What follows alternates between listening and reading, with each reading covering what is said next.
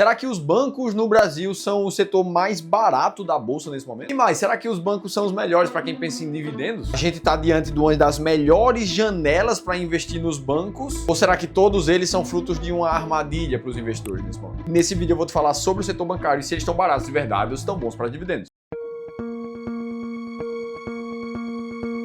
O setor bancário no Brasil, ele tá num momento, no mínimo, curioso. A gente já sabe que é um dos setores mais perenes da economia, que muita gente compra bancos visando dividendos. E é por isso que a gente vê manchetes como essas. 9 bancos estão baratos na bolsa. Como ganhar um salário mínimo todo mês com essas ações? E isso já é mais aceitável. A maioria dos investidores que pensam em dividendos já tem bancos na bolsa. Inclusive, se você tem algum banco na tua carteira hoje, me conta qual e o porquê aqui embaixo. Enquanto isso, tem outras pessoas que falam que alguns bancões específicos, como é o caso do Banco do Brasil e o Banco Santander, podem ser aquele barato que sai caro, o famoso value trap. E quando a gente fala de banco, a gente fala de setor de empréstimo financeiro e isso está diretamente atrelado à Selic, que vem no movimento de queda recentemente, com estabilização agora, até gente falando que pode voltar a subir. E justamente por isso a gente vê estimativas de alta para a carteira de crédito em 2024 na nova revisão que a Febraban fez recentemente. E além de todo o contexto dos bancões já ser relevante, a gente sempre tem os bancos digitais que ficam sempre alfinetando a posição dos bancos grandes, trazendo informações como essa, como o Nubank, quando ultrapassou ali o Itaú e se tornou o banco mais valioso da América Latina. E a gente olha para isso aqui e, de novo, reforça. Será que é uma ótima janela de oportunidade ou será que o tempo dos bancões passou e agora eles não conseguem mais tanta rentabilidade? E antes de falar do setor de bancos como um todo, vale a pena a gente falar dos 4 principais aqui do Brasil. Primeiro, o Itaú, que está posicionado na bolsa com o código ITUB4. E no segundo TRI, agora de 2024, teve uma alta de lucro de mais de 15%. E em termos de preço sobre lucro, a gente vê ele num patamar menor do que ele já foi, ali em 18, 19,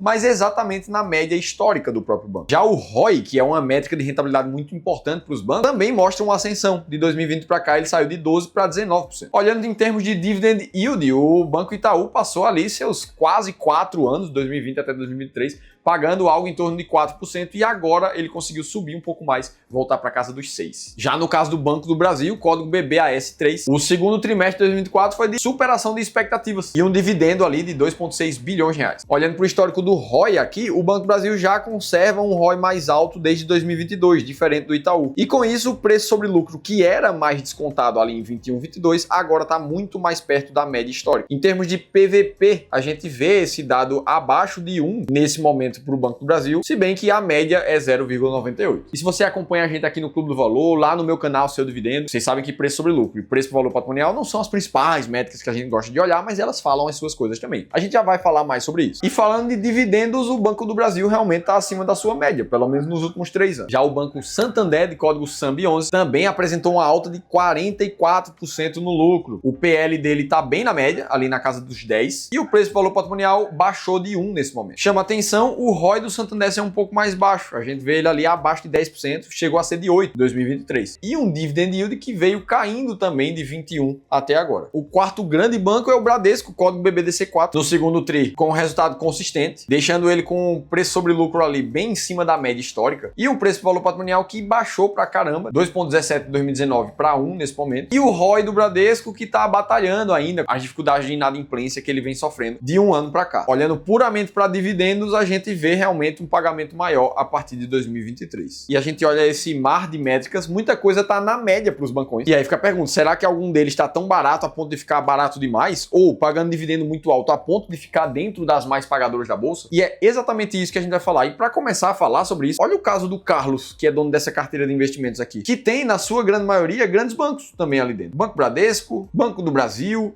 Banco Itaú e por aí vai. Só que o grande problema dessa carteira é que ele não tinha uma estratégia de investimentos muito clara. O foco dele era justamente olhar para manchetes assim: Banco do Brasil é ação campeã de indicações em julho, ou Bank of America eleva a recomendação para ações do Itaú, e tomar decisões a partir desse tipo de manchete. E por mais que muitos investidores olhem o que a casa de análise diz, o que um outro investidor está falando sobre um determinado banco, e ganhar vários argumentos do porquê que aquele banco está na sua carteira. Ah, porque esse banco é centenário, ele nunca deu prejuízo. Ah, porque o dividendo é pago trimestralmente e isso é positivo. Eu te convido a pensar criticamente comigo. Será que esse tipo de argumento é suficiente mesmo para você comprar aquela empresa, sabendo que tem 400 e poucas outras empresas na bolsa que você também poderia estar comprando? E pior ainda, como é que você vai saber qual é a hora de vender essas empresas, já que você só tem argumentos positivos a favor? Foi exatamente esse diagnóstico que aconteceu com o Carlos, o dono dessa carteira de investimentos. Depois de uma análise de 1 hora da carteira dele, considerando o contexto individual, a gente entendeu que um plano estratégico para que ele tivesse clareza de qual ativo comprar, qual ativo vender e quando fazer isso, iria não só rentabilizar melhor a carteira dele, mas deixar ele com menos risco na bolsa. E foi por isso que a gente recebeu um feedback como esse do Carlos depois da análise de carteira. A boa notícia disso tudo é que nós liberamos 5 novas vagas para quem quiser participar de uma consultoria gratuita como a do Carlos. E a única coisa que você tem que fazer para participar é clicar num link que eu vou deixar aqui em cima ou na descrição do vídeo e preencher somente teu nome e teu telefone. Dito isso, vamos falar sobre o setor de bancos e entender se ele é realmente um dos mais baratos da bolsa nesse momento. E para a gente partir daqui para frente com responsabilidade, a gente precisa, antes de tudo, ter fórmulas matemáticas para avaliar. Não dá para ficar de achismo ou de projeção de futuro quando o assunto é seu dinheiro. E uma das formas de a gente entender qual é o banco mais barato é vir num site como o Investidor 10 da vida aqui e comparar todos os bancos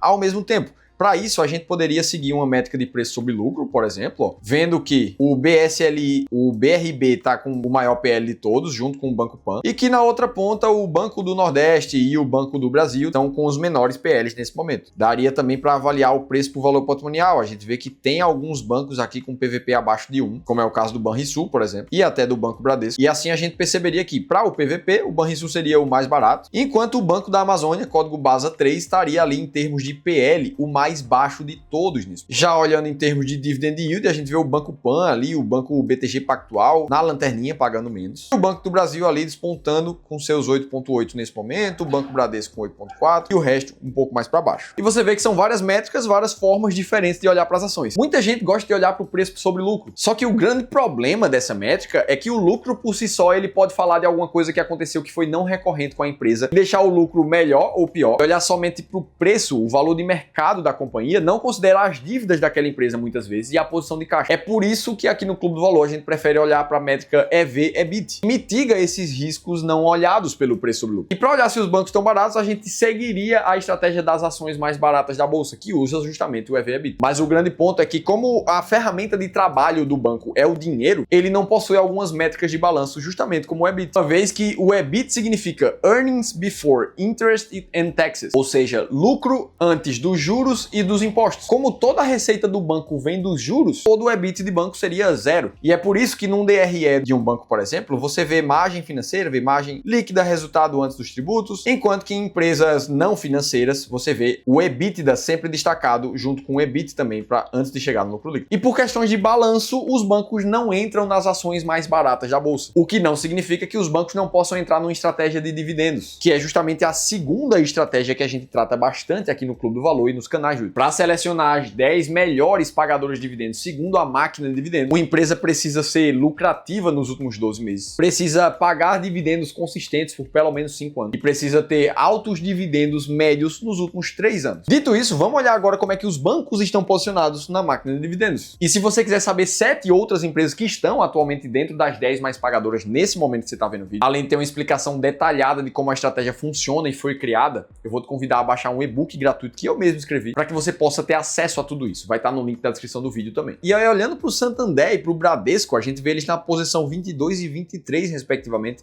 da máquina de dividendos, com uma média de dividend yield na casa de 6,2% ao ano. Ou seja, esses dois não estão dentro dos 10 mais pagadores da bolsa. Agora, tem gente que está mais distante ainda? Tem. O Banco Itaú, por exemplo, está na posição número 42, com uma média de dividend yield abaixo de 4% nos últimos 3 anos. Agora, tem gente também que está muito mais perto. É o caso do Banco do Brasil, com mais de 7,7% de dividend yield médio, na posição número 13. Ou seja, caso ele consiga aumentar um pouco essa média de dividend yield nos próximos meses ou até ano, muito provavelmente ele vai estar dentro das 10 primeiras. Mas para quem está montando uma carteira de dividendos nesse momento, nenhum dos bancões estariam presentes. Dito tudo isso, fica agora a pergunta para você. Você tem algum bancão na carteira? Me conta aqui embaixo. E se você quiser conhecer 3 empresas que, para quem está pensando em viver de dividendos, seriam uma das melhores primeiras a pensar, você precisa assistir esse outro vídeo aqui que eu te contei tudo isso em detalhes. Vou estar te esperando por lá.